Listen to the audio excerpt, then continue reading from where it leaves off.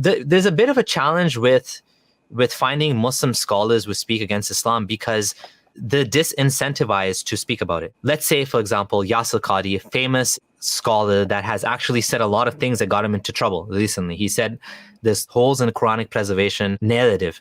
And he said the scholars, the academics know this. So when you get into academia, it becomes a bit of a, oh, you're an Islamophobe if you say anything against Islam. So even the real academics on Islam are scared to say anything negative about Islam. They always have to like couch it in like, I'm neutral. There's one scholar of Arabic that has studied the Quranic preservation, and I've asked him to come on my channel, and he politely declined because he doesn't want to be associated with my channel because he doesn't want to be attacked and kicked out of academia. Wow. Like you can be like completely canceled if you go on some ex-Muslim channel, right? Potentially. So I actually support him on Patreon. And you know, for example, like Yasir Qadhi, he's in academia. He's at Yale, and I forget if he's at Yale now or if he's at someone else, but he was at Yale. He did his PhD.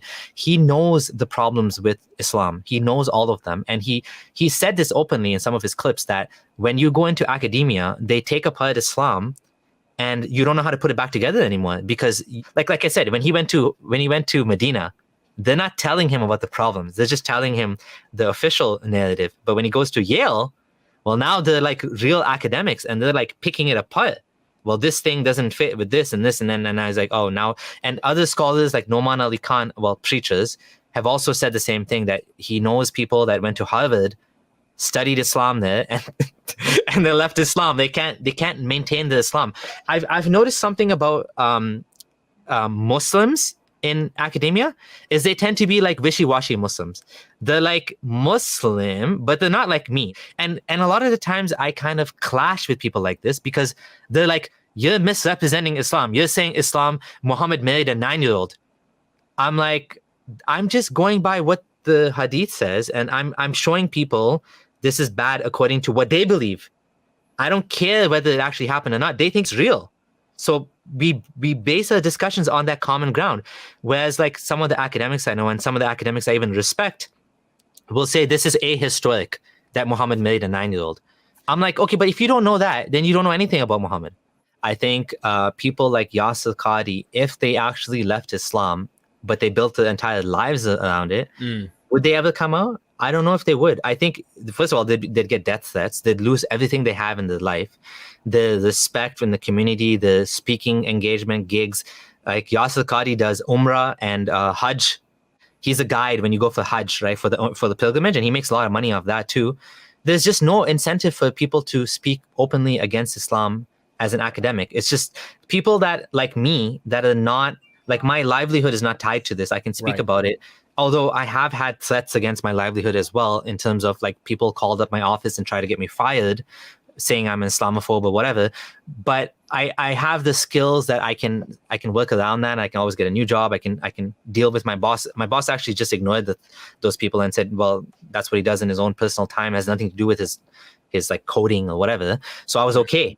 But like it does affect me. It hurts me too, being canceled for doing this. But I think people in academia, it's even worse. So they're just not like, and academia tends to be more liberal and stuff. So it's even more difficult to be like critical on Islam. One of my good friends, Ali Rizvi, he's written a book on Islam, and it's called Atheist Muslim. He was invited to speak at a university. I forget, it was University of Toronto or one of those universities. Anyways, and when he came, they got so much backlash from the Muslims that they agreed to have a Muslim academic like counter him after, which is kind of funny.